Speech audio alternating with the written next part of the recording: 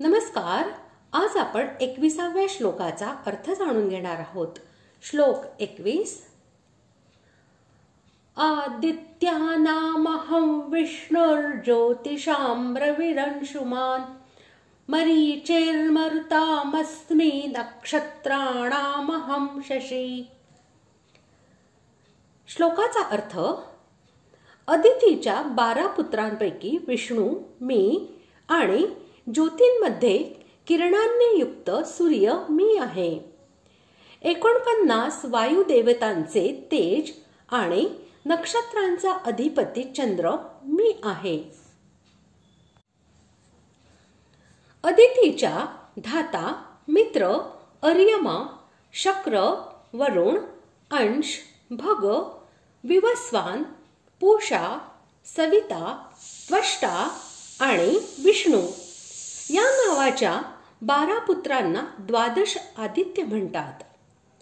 यातील जो विष्णू आहे तो सर्वांचा राजा आहे आणि इतर सर्वांहून श्रेष्ठ आहे. म्हणून भगवंतांनी विष्णूला आपले स्वरूप म्हटले आहे.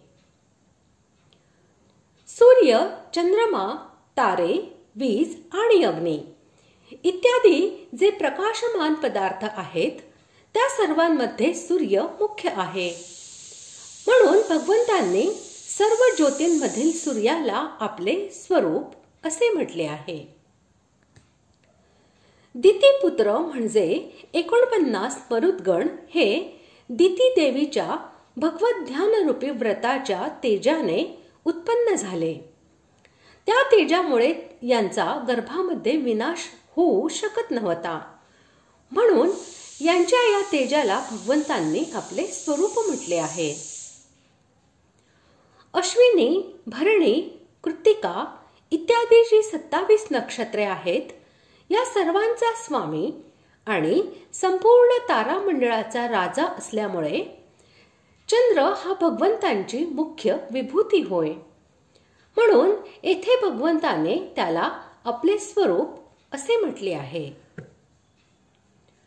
अशा प्रकारे आज आपण 21व्या श्लोकाचा अर्थ जाणून घेतला.